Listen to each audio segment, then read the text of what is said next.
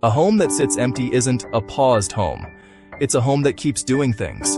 Pipes keep carrying water under pressure. The roof keeps weathering. Insects keep looking for entry points. Insurance policies keep ticking through their fine print. Most of what goes wrong is preventable, but only if you know what's coming. Here are the 7 most common, along with what owners can do about each one. 1. Your insurance probably won't cover a vacant home. This is the one that catches people off guard, and it's the most expensive thing they don't know. Most U.S. home insurance policies have a vacancy or unoccupancy clause. If the property sits empty beyond a defined period, often 30 or 60 consecutive days, coverage can be reduced or voided entirely. Even policies that don't void outright frequently exclude vandalism, water damage, and theft once vacancy kicks in. So the homeowner thinks they're insured. The carrier disagrees when a claim arrives. The fix. Read your declarations page. Find the vacancy clause and the number of days. If your property sits empty longer than that, you need either a vacant home policy, specialized, more expensive, or documented regular occupancy visits. Most carriers accept regular logged property checks as evidence that the home isn't truly vacant. A home watch service that gives you dated visit reports is exactly what insurers want to see. 2. Slow leaks turn into 5-figure repairs. A pinhole leak in a pressurized water line releases a liter or 2 an hour. Nobody notices. 6 weeks later, the kitchen ceiling collapses, the subfloor has rotted, and the bill is north of $15,000. This is the single most damaging thing that happens to vacant homes, and it's almost entirely a function of time. Caught in week 1, it's a $200 plumber visit. Caught at month 2, it's a renovation. The fix. Shut off the main water valve when the home will be empty for more than a few weeks. If you can't, because of an irrigation system, ice maker, or other always-on demand, install a smart leak detector with automatic shutoff. Either way, someone should be physically walking the property at least every 2 weeks. Sensors fail, eyes don't. 3. Pests find vacant homes within weeks. Rodents, ants, wasps, and in warmer climates, termites and roaches locate empty homes faster than you'd think possible. They use gaps you didn't know existed. A slightly warped door frame, a vent screen with a tear, a dryer exhaust without a flap. Once they nest, the problem compounds. Wiring gets chewed, insulation gets fouled, wood gets bored. A pest issue caught in the first weeks is a single exterminator visit. A nested infestation is a multi-$1,000 remediation plus structural repair. The fix.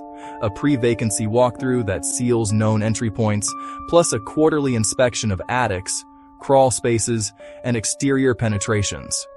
Bait stations and traps in low-traffic areas extend the safety margin.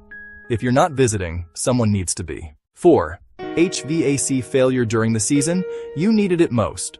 A boiler that fails in January and an AC unit that fails in July are 2 of the most damaging things that can happen to a vacant home. Frozen pipes split.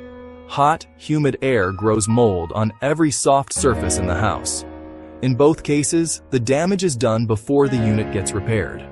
Smart thermostats with remote alerts help but don't solve the problem. The alert tells you the system is down. You're 5,000 miles away. Now what? The fix. Build a documented relationship with a local HVAC contractor before you need one. Not during a crisis. Pair smart alerts with someone local who can be at the property within 24 hours of a fault. That's the actual product a good home watch service provides.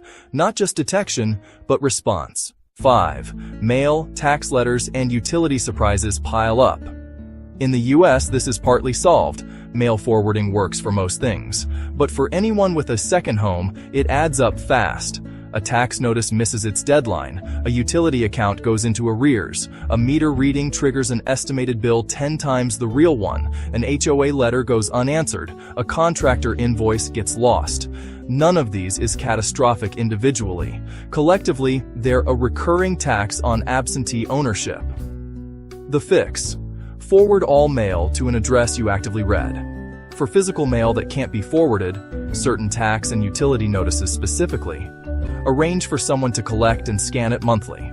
Set every recurring bill to autopay.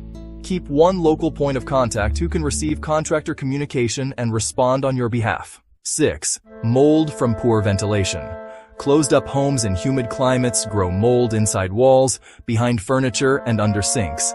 It's invisible until it isn't, and by the time you can smell it from the entryway, remediation is going to be expensive. The fix: ventilation matters more than dehumidification. Open the home periodically, run extractor fans, check under sinks, behind appliances, and inside closets for early signs: discoloration, musty smell, peeling paint.